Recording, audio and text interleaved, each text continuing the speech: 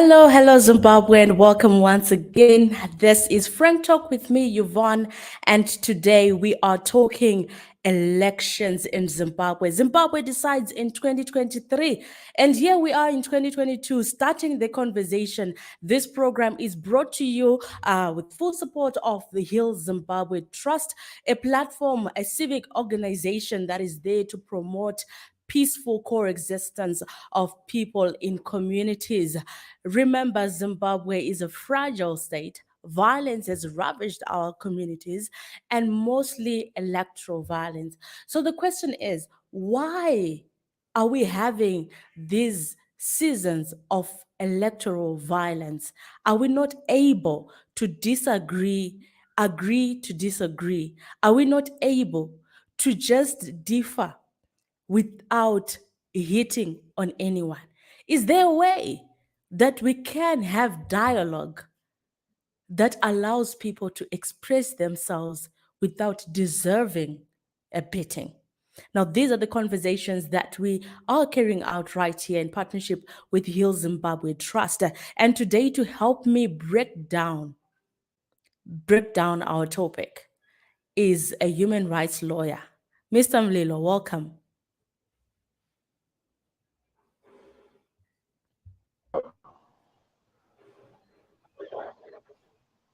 Mr. Mlilo, you may want to unmute your mic. I think you muted me on your side. I'm unmuted. Yes, I think the mute is on your side. I can hear you. Yes. Okay, please go ahead. Introduce yourself to our audiences. Yeah, well, my name is Novizi Tambilo. I'm just a rural boy from Vuma. Nothing much to talk about me. And I know, Mlilo, when I thought about this topic, and I thought maybe you could actually help me break it down. Now, Zimbabwe's elections have since 2000 been dodged with legitimacy questions, and I want to know why this is so in particular. Yvonne? Yes. The reason for that is quite simple, actually. It is that you are having two diametrically opposite bases of political actors in the Zimbabwean political landscape, who have different bases of what constitutes legitimacy of political rule. On the one hand, you have those who participated in the struggle for national liberation, who were there during the difficult times of colonialism, who ushered in the fall of the colonial state. So that is on the one hand. And you would know that the struggle for national liberation was basically a struggle that was, in the main, by the barrel of the gun. It was a war, particularly in the rural areas. So those people that are currently controlling the levers of the state now, the majority of them, or perhaps a significant portion of them, would have liberation politics history. And in that sense, their source of legitimacy, as far as they're concerned, is whether or not you participated in the struggle for national liberation. And it is whether or not you are able to locate yourself within that narrative of liberation politics. So the basis of their legitimacy and the basis upon which you are considered to be anything is whether or not you participated in the struggle for national liberation. That is those that are in control of the levers of the state now. On the other hand, precisely because the distance between the date of liberation and now is at the very least 40 years. And those who are 40 years now and those born after the struggle for national liberation would be those that then fall within the context of a modern liberal democracy, who consider legitimacy to be a product of an electoral system the casting of a vote in the so-called modern democratic systems. So they believe, like you do, that, and you did mention it in the introduction, that you think that 2023 is going to be a watershed year because it's an electoral process. It is precisely because your thought process, one that is divorced from politics of liberation, it's one that is a post-colonial thought process that thinks that political conversations or political power must move or must be tested through an electoral process. That is why you would locate 2023 as if it's an important milestone. So the basis, Yvonne, is this: that those born before before the struggle for national liberation and those who participated in the struggle for national liberation think that their basis for legitimacy is liberation politics. Those who come post the date of independence, who want to participate in politics today, think that the basis of legitimacy is an election. So that is precisely why you have a problem, because there is no common understanding of what constitutes legitimacy. Thank you so much, Lilo. And it's actually quite disturbing that we have these two different generations fighting for literally the same thing. If we're saying we want to build Zimbabwe, so why are we not seeing eye to eye? Why then do we have to fight? Why are we destroying the country that we said we want to build? And I think for the majority that were born after independence, that question begs for an answer. And I want to continue this conversation, drawing close to where we are now and where we have come from. Their people's lives have been lost. Some people have been maimed for the rest of their lives. Other people will carry the scars of the pain of having a neighbor knock on their door and savage them. How then, Lilo, do you feel that Zimbabwe can move beyond this shadow of so much pain and violence? And we're not just talking 2008, we're talking even Gukura Hundi.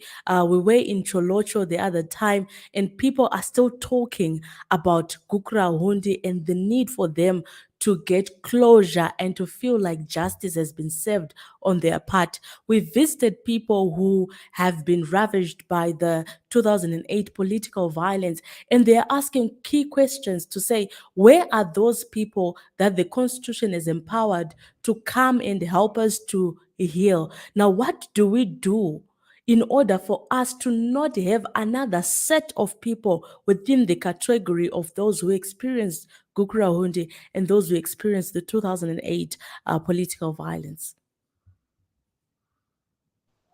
It is not possible to achieve that in the immediate, and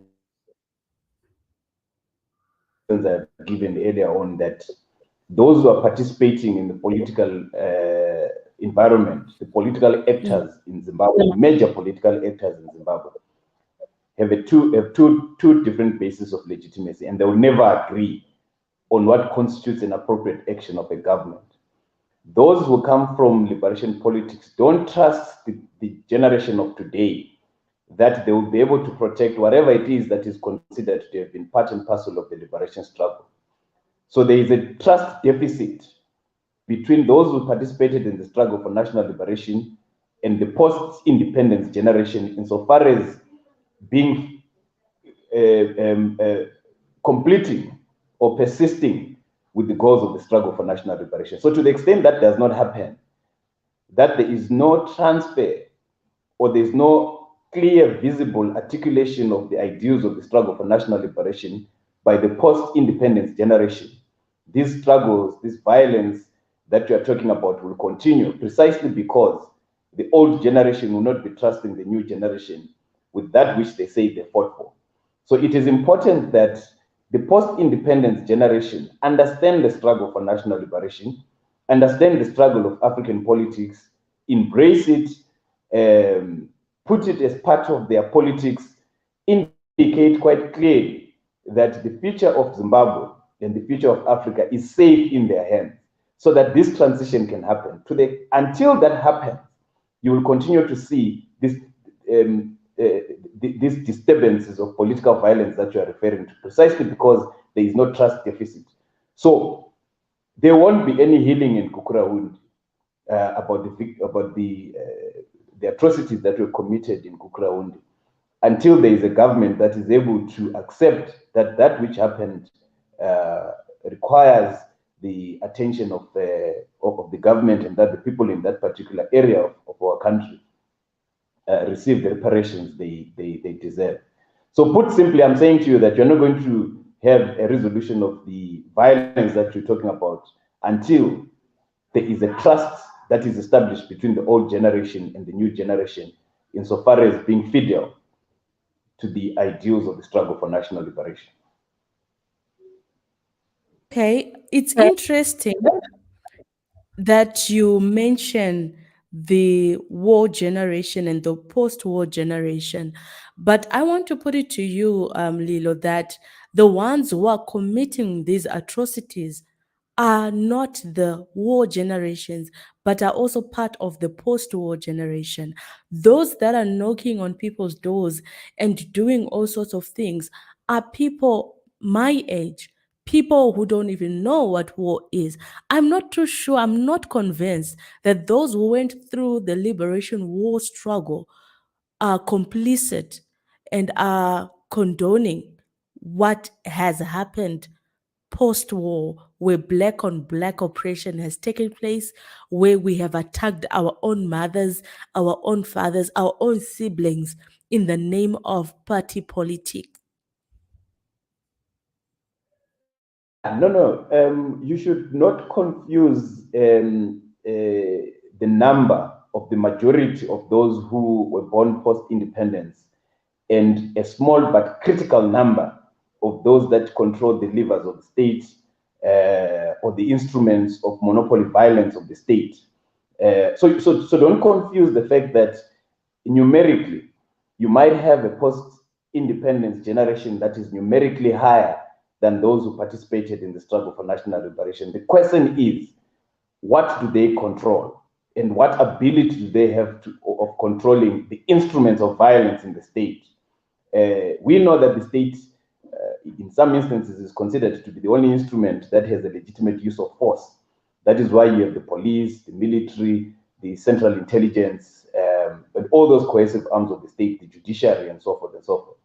So I'm saying to you that the small critical number of people that control the intelligence, that control the police, that control the military, that control the judiciary, are able, by virtue of their proximity to those cohesive arms of the state, which in other contexts might be considered legitimate use of the only source of legitimate use of violence as the state, have the ability to control a small number of young people who were born after independence, but notwithstanding that it's a small number, they have the protection of the state, they have the protection of the instruments of the state.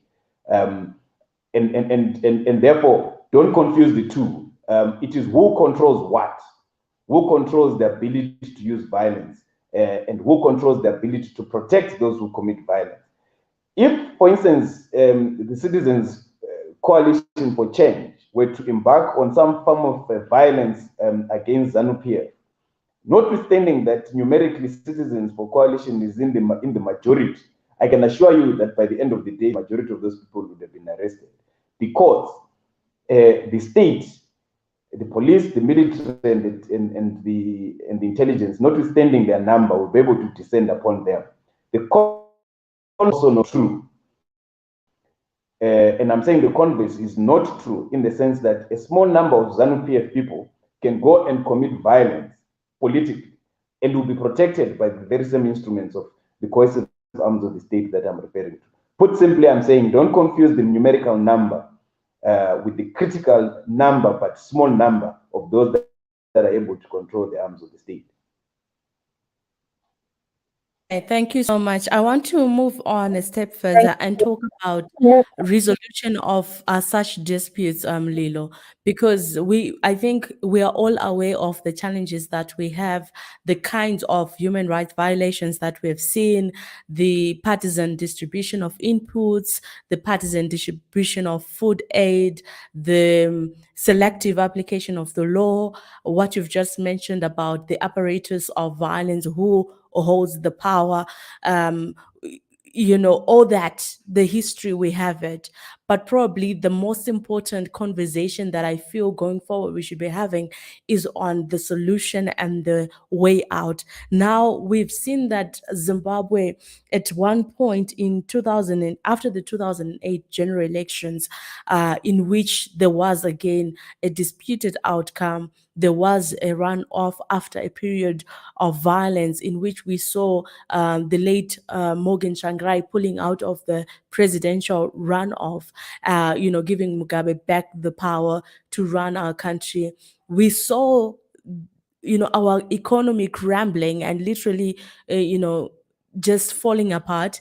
And now there was a SADC brokered talk, which led us to the government of national unity, or the inclusive government, as others would call it. Would you say that was a step in the right direction in terms of trying to deal with the demon of violence, and trying to get the nation to talk and rally around the issues of developing our nation?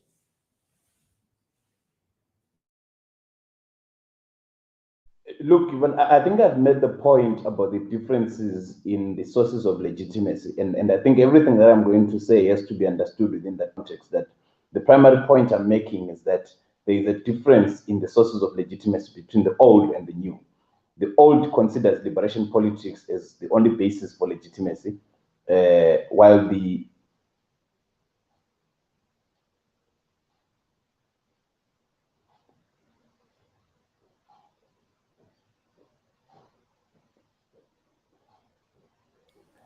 Yvonne, can you hear Uh, me?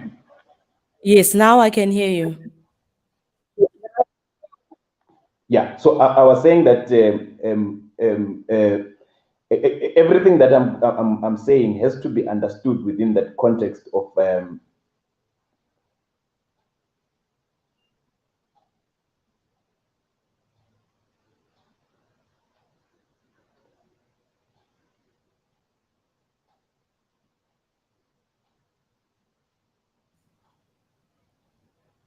Lilo, are you still there? yeah, yeah. Can you hear me? You're freezing a bit.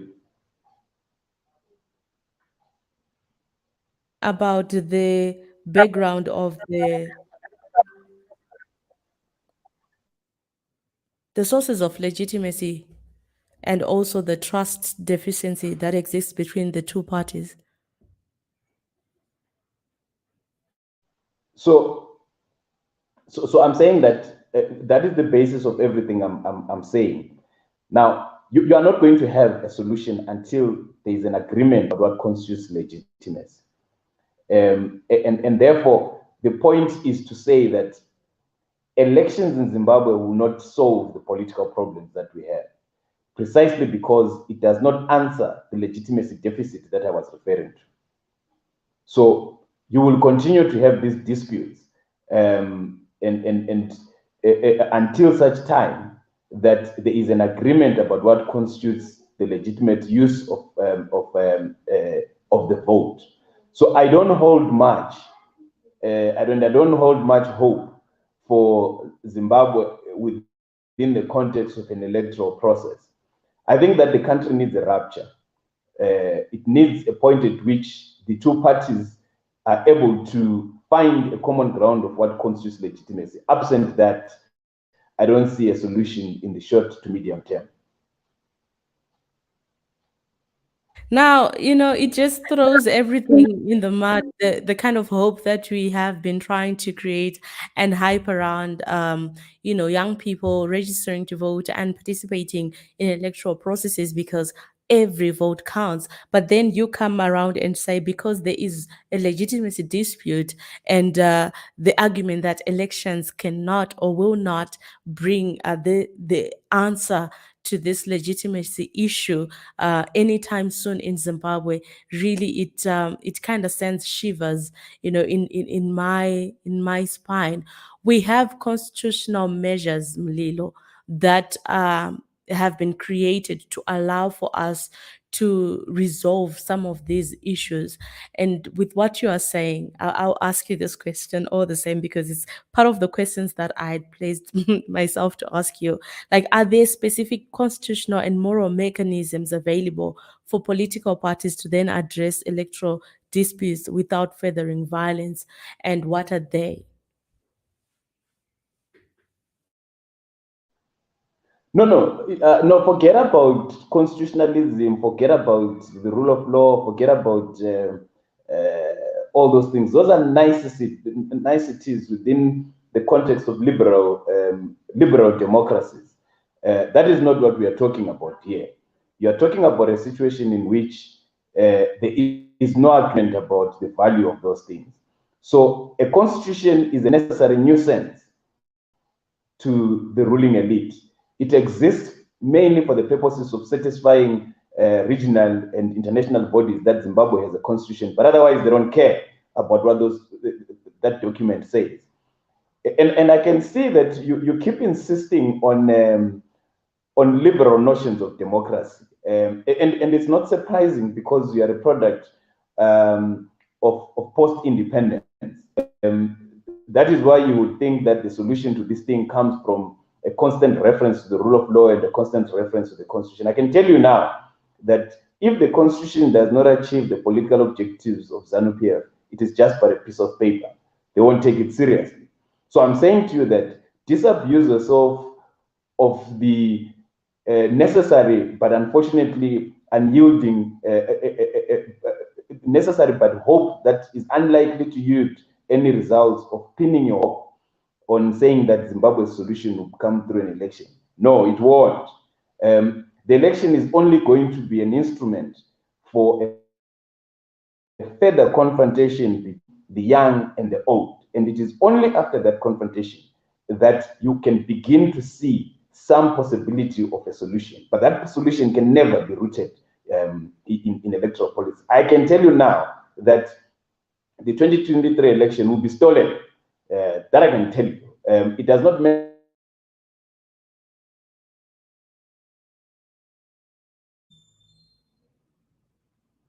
I've lost you again, Mlilo. Mlilo, can you hear me? Mlilo? All right, so we are talking to Ngobezita Mulilo there, all the way from South Africa, and we're talking about elections in Zimbabwe. We are talking what stands in the way of an effective electoral dispute resolution mechanism. This is a program brought to you in partnership with Hill Zimbabwe Trust, a platform that is there to ensure social cohesion. And as I'm having this conversation with Mulilo, he raises some key fundamental issues to do with the differences in the basis of political space, where one generation is coming from and where the other generation is coming from. So because there is that lack of trust within the political space, the issues to do with even dialogue are relegated to the back burners. How do you dialogue when there is not even trust amongst you? So we're trying to get Mlilo back online so that we may continue this conversation.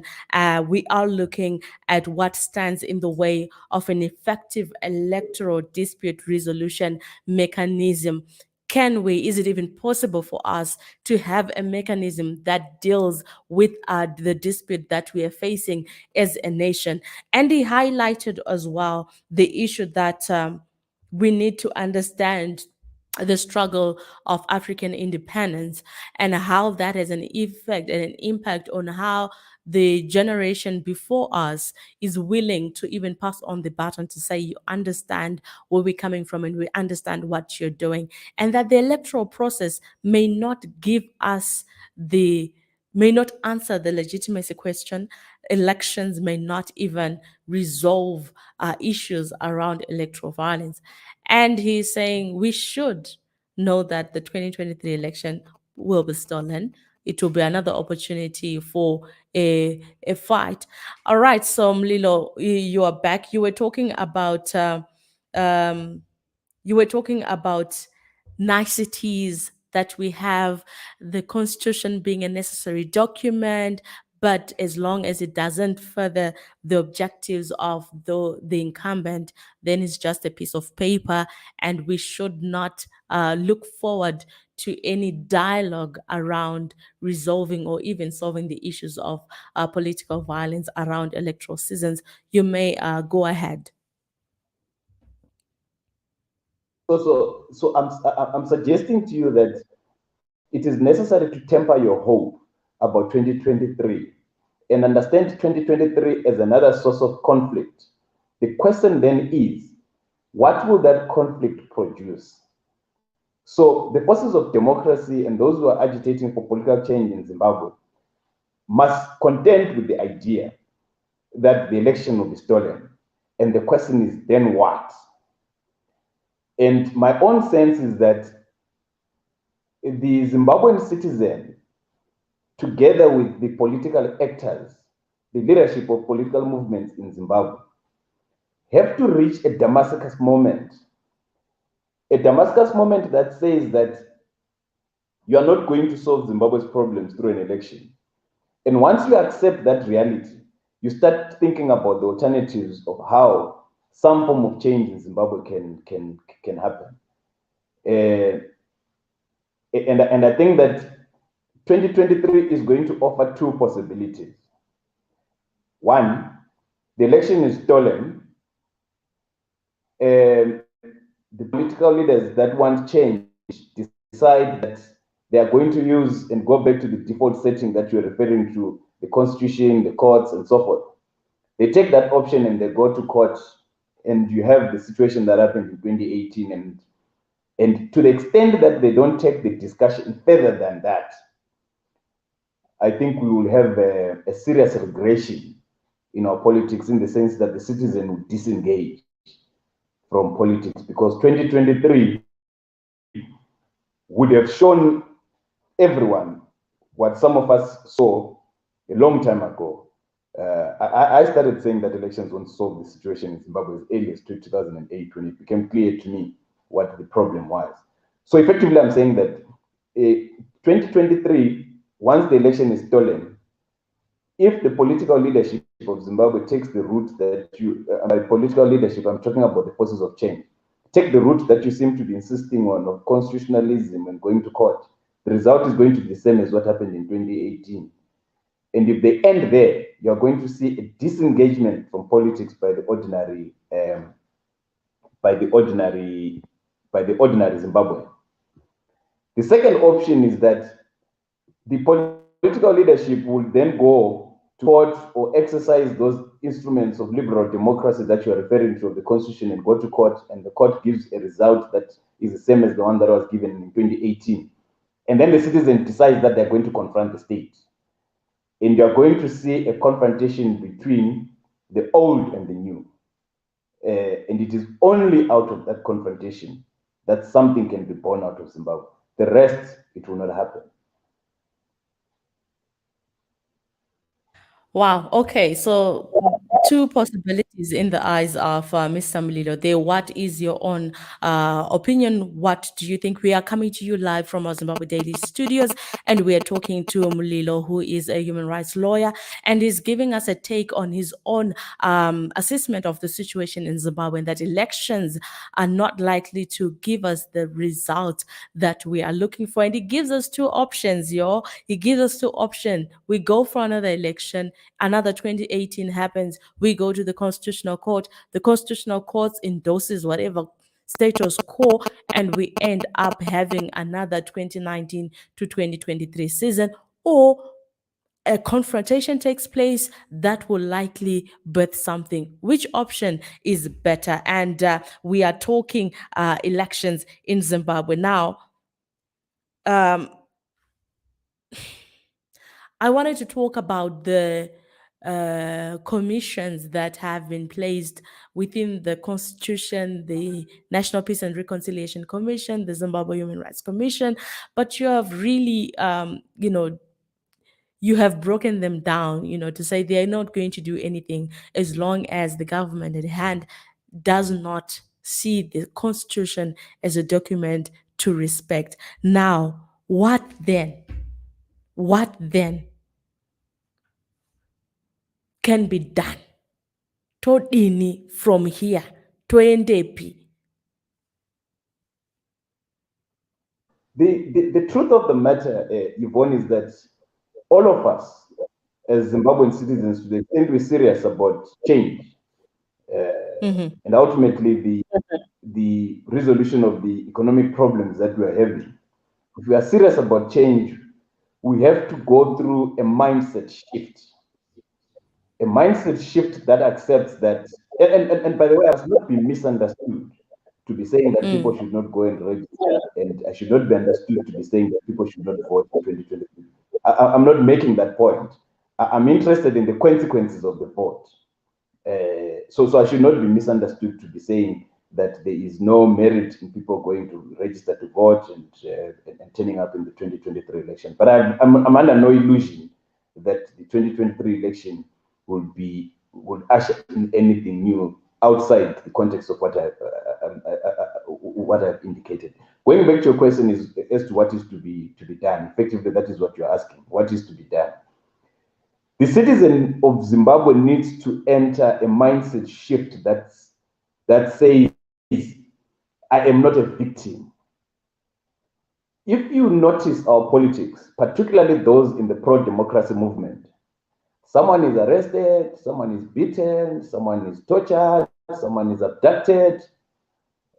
We want to have a rally somewhere, the rally is stopped. I can tell you what is going to happen. People will be on Twitter, will be on Facebook, will be on all kinds of platforms, whining and screaming.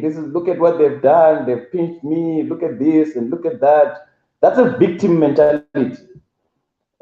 It's a victim mentality. It's a mentality that looks for sympathy at every turn of events. We know that is what ZANU-PF is going to do. We know that those who control the arms of the state are going to conduct themselves in that particular fashion. So when you constantly whine about what is happening to you, you go into an unconscious, if not conscious, default setting of considering yourself to be a victim of the political system and therefore powerless to fight back. And I'm suggesting to you that the what is to be done question starts by accepting that you have to change your mindset that you're not a victim, that the source of liberation and the source of the democratization of the country and your own liberation, the restoration of the dignity of the ordinary Zimbabwe, starts by you and me refusing to be used as punch bags. I think that the political leadership of Zimbabwe, particularly those in the pro-democracy movement, have a lot to learn from Malcolm X and what he says about how to respond to a political situation like that. So I'm saying the first option is to say, do away with the victim mentality. Don't consider yourself a victim at all points. The time will probably have come to say, if you pinch me, I pinch you back.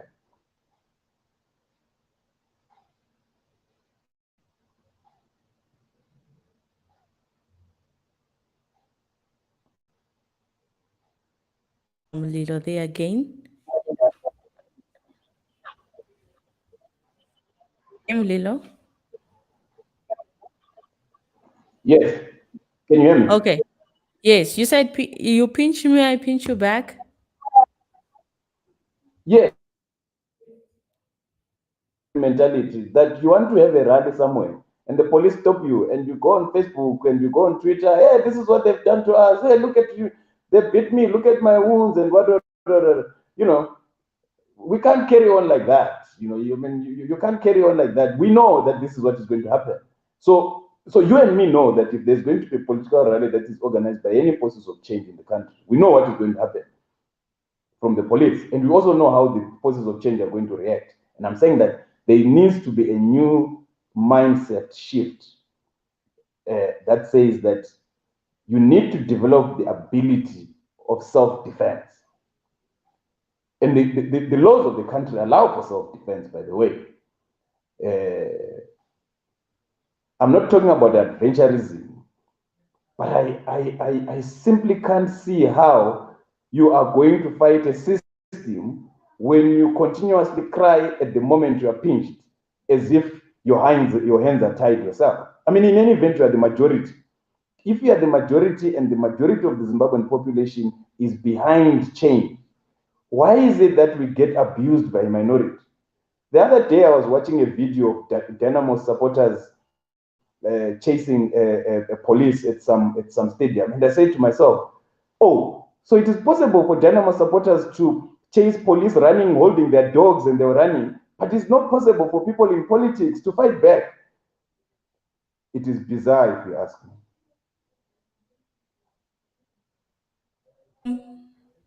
All right, Mlilo, you. Right. Thank you so much. If you are tuning in, we are talking to Mlilo, a human rights lawyer, and we're talking about finding effective ways to deal with the challenges of political violence and electoral dispute resolution mechanisms that are there in our country to be able to deal with the demon of violence and to deal with it decisively. And Mlilo says, let's do that, but let us shift from having a victim mentality each and every time we are in electoral seasons and going on Facebook looking for sympathy.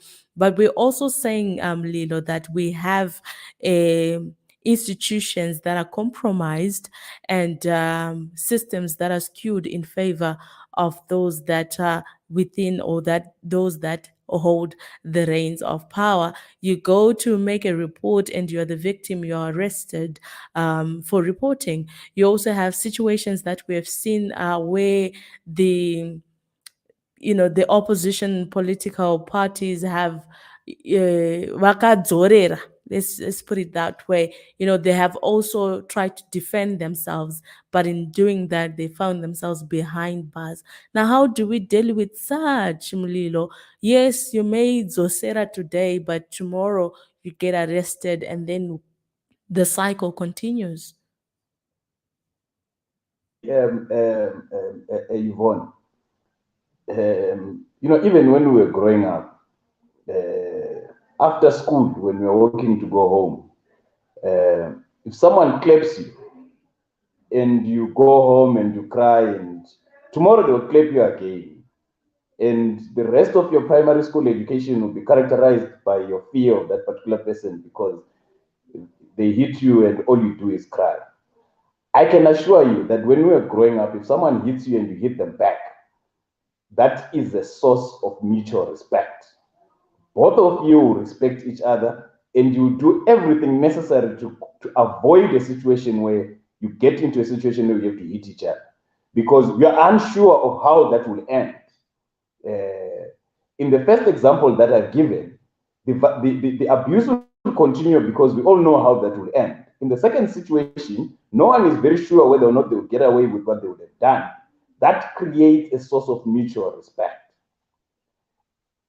No one went to complain to their mother or to their sister or to whoever. By that, I'm referring to the police, like you are saying, that you are beaten and you go and report to the police. You went to report to the police and they arrested you, which happens in some instances. When you're growing up, someone beats you, you go and report to your father, your brother, whoever. They beat you. They tell you that next time this happens, you must fight back. So these are life lessons that we grew up with as young boys and young girls. Why is it so difficult to implement them now when we're older and wiser? Why? If the forces of change are in the majority, the reason why liberation politics succeeded is because colonialism could not continue to oppress the majority. And the majority decided to fight back until democracy was achieved in South Africa, in whatever we call democracy, in South Africa, in Zimbabwe, in all these African countries. The victim mentality has to end, Yvonne, particularly if you say you are in the majority. or unless you doubt that you are the majority and therefore you don't think that it is possible. A victim mentality can only happen to people who have self-doubt about themselves. All It's right. that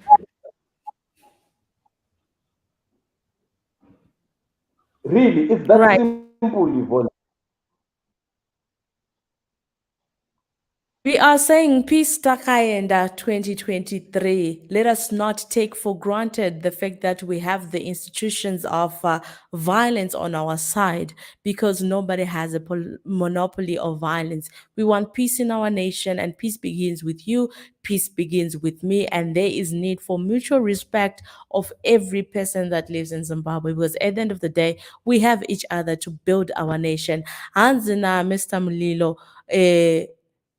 we have to drop the victim mentality and confront the situation as it is, so that mutual respect can be built, and society can now operate and function from a position of mutual respect. What do you think?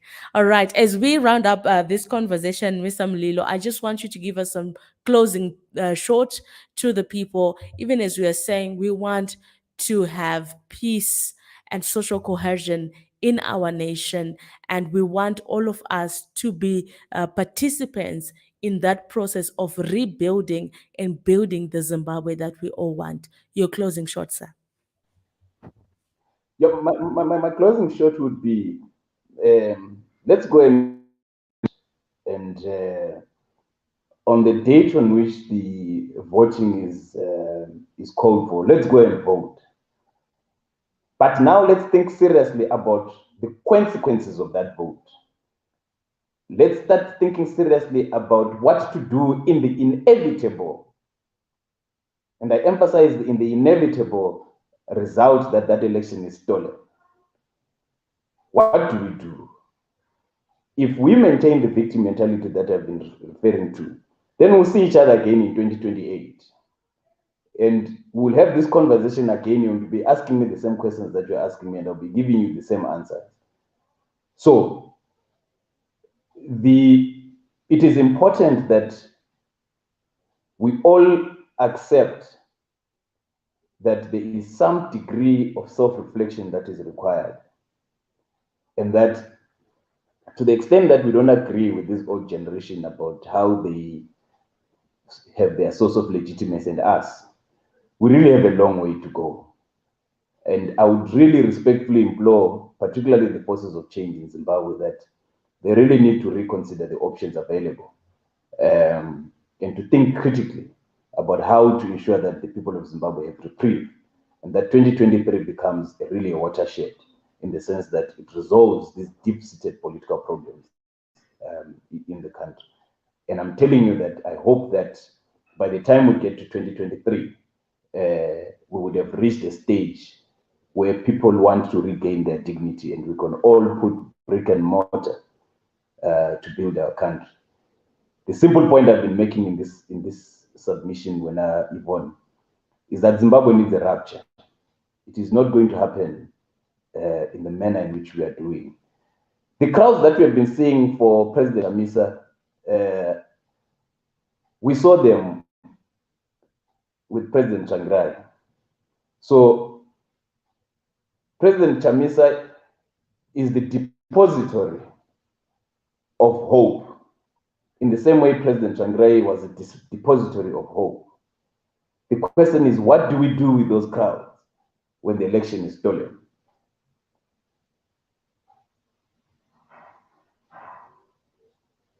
For coming through and taking your time to just enlighten us on some of these things. And I'm sure it's in the mindset of many other people who are asking, until when do we continue to cry over issues of electoral violence and disputed electoral processes? So thank you so much for taking your time, sir.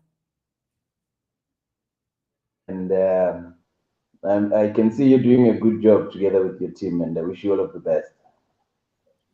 Awesome. Thank you so much.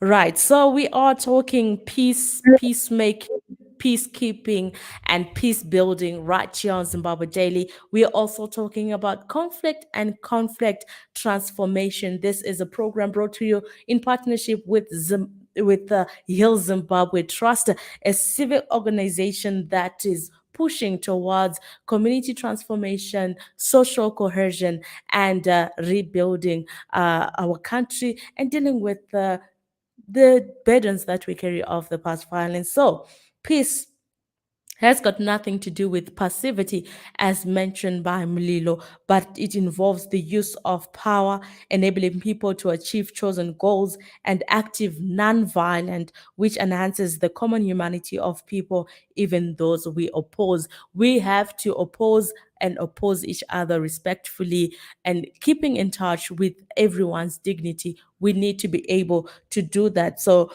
there are three kinds of peace related activities: peacemaking, which is getting leaders from opposing sides to negotiate an agreement. We have peacekeeping, which is monitoring and enforcing that agreement, and peace building, the long term process of dealing with the causes and consequences of violence and working for justice. Peace building is the process of breaking down the barriers that prevent us from reaching the good society and building bridges of trust across social divisions. And as has already been highlighted, the reason why we are in constant conflict ahead of election is because of the divide that exists between the generation that went to war to remove the colonial government and the generation that came after the war and who are calling for more freedoms. So, what does that mean? What does active nonviolence mean? Peace building is sometimes described as the positive use of power or active nonviolence. Uh, Mahatma Gandhi understood that nonviolence is an active, positive force based on truth and love, which awakes the common humanity of people across the divides of a conflict. And we have different kinds of conflict. We have constructive conflict. What is this? It involves people. If the people involved in the conflict are mature, they can discuss their differences, search for what they have in common, and find out how to improve a situation in a way that is mutually satisfactory. And this is what we are asking for. This is what we are looking for going forward as Zimbabwe. And if this conflict is deep rooted, has deep rooted causes, and these deep rooted causes are not resolved, they become violence. The question is, Tagarasika Papi, where have we gone wrong? Why are we not able to bridge that trust deficit so that we're able to go for electoral processes that produces the outcomes that we all want? Mlilo is of the contention that 2023 is a do or die election. It's a watershed election that will either make people engage and want to rebuild the country through the electoral process, or that will cause people to disengage from political processes. Manje mombadzira mwirwe mumunda, and that is why we as Heal Zimbabwe Trust to encourage communities to deal with their problems within their context and build social cohesions within your communities, and no one will come and influence you to cause violence against your fellow brethren. Thank you so much for tuning in this week's. Next week, we want to look at the mechanisms that are provided for within our national constitution for dealing with such cases of human rights violations, as well as the provisions. How are you protected by the law? How can you use that law in order to protect yourself, to protect those that you love, to protect your community even? You and I have a responsibility to build our communities. And it has been such a lovely afternoon having you with me here. And I thank my panelist, Lilo, for coming in with a different viewpoint. That's the most important thing about Frank Talk. We talk the issues as they are. And as you can see, peace Takayenda 2023. This is the hashtag that we're using at Heal Zimbabwe Trust to say we're going to 2023. Peace begins with you. Peace begins with me. Peace begins with all of us. Let us rebuild Zimbabwe and build the Zimbabwe that we want, where we live in respect of each other. Thank you so much for tuning in. Have yourselves a wonderful rest of day to Friday. Let us take time to debrief and start again a new week. Thank you so much. Happy Sabbath to all of you. God bless you.